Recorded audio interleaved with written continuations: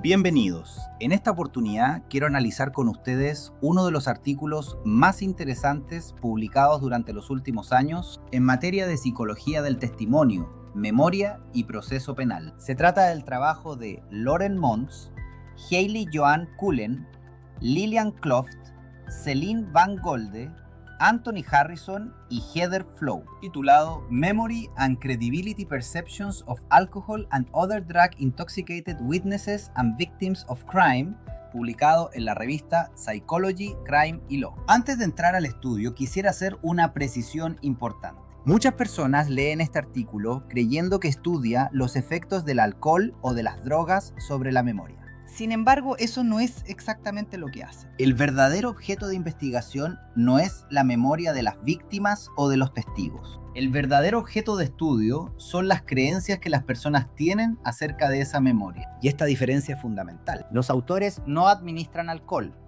no realizan pruebas neuropsicológicas, no evalúan procesos menésicos. Lo que hacen es algo mucho más interesante desde el punto de vista jurídico. Intentan descubrir cómo las personas comunes imaginan que funciona la memoria cuando alguien ha consumido sustancias. Y esto tiene una enorme importancia para el derecho. ¿Por qué? Porque en la práctica judicial, especialmente cuando no existe prueba científica específica sobre los efectos de una determinada sustancia en un caso concreto, jueces, abogados e incluso jurados terminan recurriendo inevitablemente a sus propias creencias y experiencias personales. El problema es que esas creencias pueden ser completamente erróneas. Ese es el punto de partida del artículo. Los autores comienzan recordando algo que probablemente todos quienes trabajamos en litigación conocemos. La prueba testimonial continúa siendo una de las pruebas más importantes dentro del proceso penal. En delitos sexuales esto resulta todavía más evidente. Muchas veces el proceso depende esencialmente del relato de la víctima, del imputado y de algunos testigos periféricos.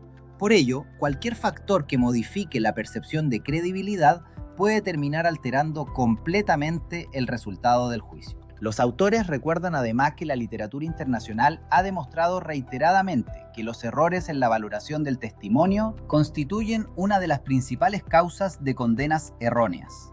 No se trata solamente de recordar mejor o peor, se trata de administrar justicia. Y precisamente por eso consideran imprescindible comprender cómo las personas interpretan la relación entre intoxicación, memoria y credibilidad. Uno de los aspectos que más me gustó del trabajo es que antes de presentar su investigación, hacen una revisión bastante completa del estado del arte. Esto es importante porque permite entender algo que todavía suele desconocerse incluso entre operadores jurídicos. No todas las sustancias producen los mismos efectos sobre la memoria. Y esa afirmación, aunque parezca obvia, contradice una práctica bastante frecuente en tribunales. Muchas veces escuchamos expresiones como la víctima estaba drogada, había consumido sustancias, estaba bajo los efectos de drogas, como si todas las drogas afectaran exactamente igual la memoria. La evidencia científica demuestra que eso simplemente no es cierto. Los autores revisan primero la literatura sobre alcohol.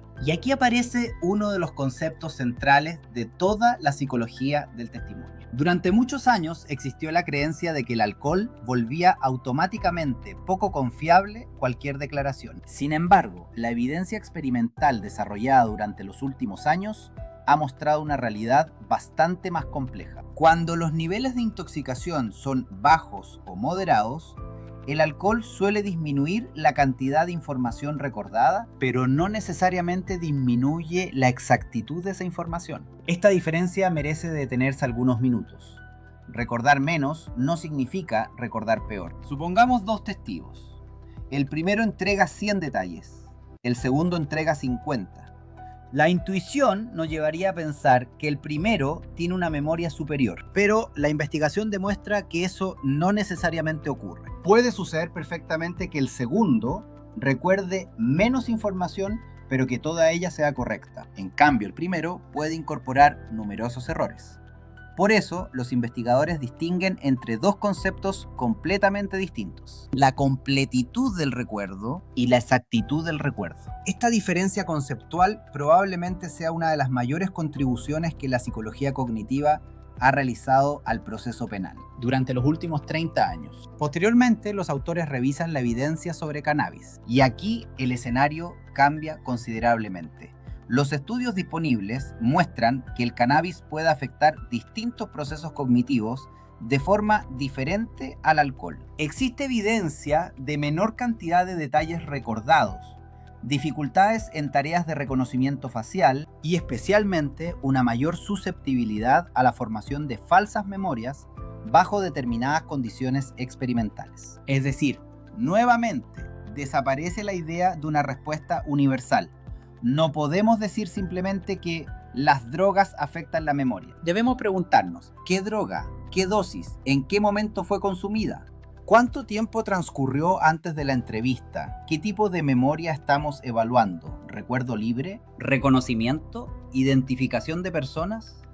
Esta manera de pensar representa un cambio profundo respecto de las aproximaciones tradicionales utilizadas en muchos tribunales. La idea central del artículo. Después de revisar toda esa literatura, los autores plantean una pregunta extraordinariamente inteligente. Si la población general posee ideas equivocadas acerca de cómo funcionan estas sustancias, ¿qué ocurre cuando esas mismas personas deben valorar la declaración de una víctima o de un testigo? Recordemos que en muchos países los jurados toman decisiones precisamente sobre esa base. Pero incluso en sistemas como el chileno, donde no existen jurados populares en materia penal, los jueces siguen siendo seres humanos. También poseen intuiciones, también tienen experiencias personales, también pueden verse influidos por estereotipos. Por eso esta investigación resulta perfectamente aplicable a nuestra realidad. Diseño metodológico. La investigación utiliza un diseño transversal mediante encuesta.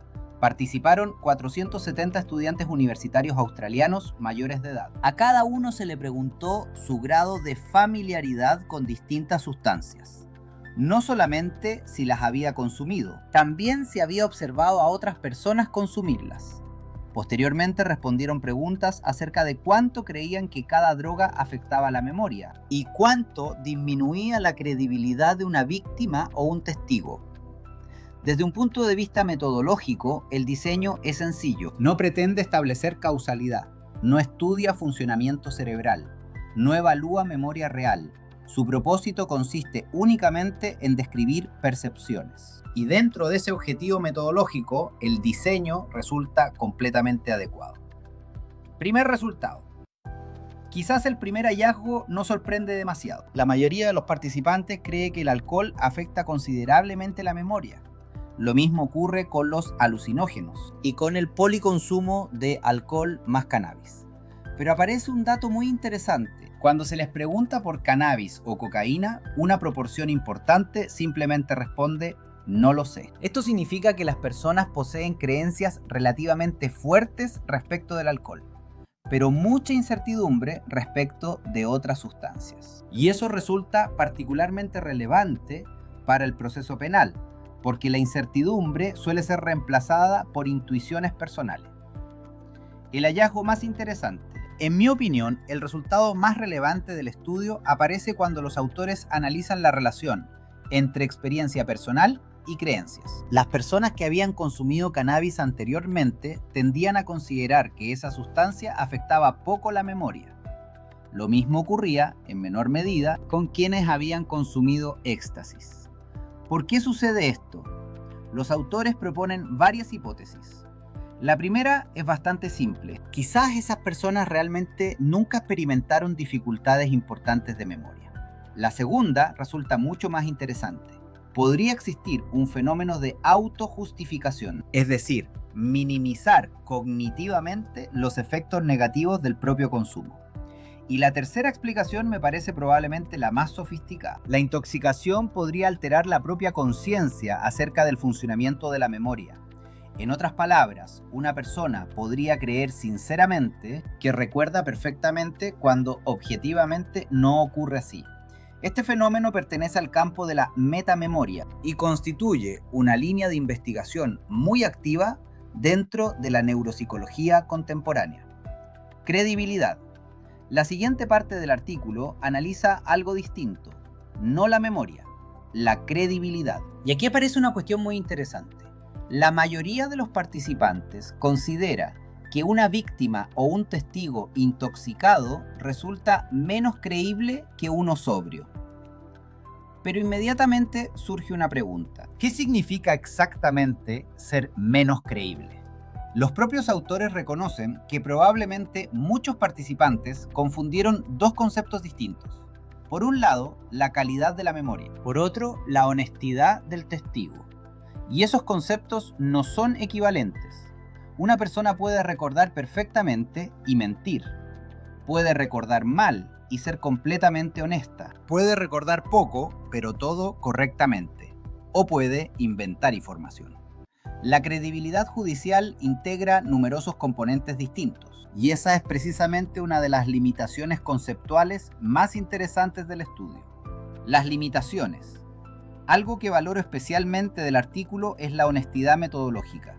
Los autores reconocen expresamente sus limitaciones. La muestra está formada principalmente por estudiantes universitarios australianos. No son jueces, no son fiscales, no son defensores, no son jurados reales. Además, respecto de algunas sustancias existía muy poca familiaridad, lo que limita la potencia de determinados análisis. Estas limitaciones no invalidan el estudio, simplemente delimitan el alcance de sus conclusiones. Y esto constituye una buena práctica científica. La principal conclusión. Finalmente los autores llegan a una conclusión que considero particularmente relevante para el derecho probatorio. Las percepciones que las personas tienen acerca de los efectos del alcohol y de otras drogas no siempre coinciden con la evidencia científica disponible. Por ello sostienen que, cuando la intoxicación constituye un aspecto relevante del caso, puede resultar necesario incorporar prueba pericial especializada para explicar al tribunal cómo determinadas sustancias afectan realmente la memoria y cuáles son los límites del conocimiento científico actual. No basta con afirmar que una persona había consumido alcohol. Tampoco basta con sostener que había consumido cannabis. La pregunta jurídicamente correcta siempre será otra. ¿Cómo afectó esa sustancia, en esa dosis, en ese momento específico y respecto de ese tipo particular de memoria? Solo una respuesta basada en evidencia científica puede ofrecer una valoración racional de la prueba. Reflexión final. Creo que este trabajo tiene una enseñanza que trasciende ampliamente el tema del alcohol o de las drogas. Nos recuerda que los operadores jurídicos no somos inmunes a nuestros propios prejuicios. Valoramos la prueba desde nuestras experiencias, nuestras intuiciones y nuestras creencias previas. Sin embargo, la función del proceso penal no consiste en confirmar esas intuiciones, sino en someterlas al contraste con el conocimiento científicamente disponible. Desde esa perspectiva, el mayor aporte del artículo no radica en decirnos que determinadas sustancias afectan más o menos la memoria. Su verdadera contribución consiste en advertirnos que la forma en que valoramos un testimonio también puede estar sesgada y que esos sesgos pueden influir en decisiones tan trascendentes como condenar o absolver a una persona. Para quienes trabajamos en litigación penal, psicología forense o valoración de la prueba, el mensaje es claro. La discusión no debe centrarse en si alguien consumió alcohol o drogas, sino en qué evidencia científica existe para comprender cómo ese consumo pudo influir o no en los procesos de codificación, consolidación y recuperación de la memoria, en el caso concreto. Solo así podremos avanzar hacia una valoración probatoria verdaderamente racional y compatible con los estándares científicos contemporáneos.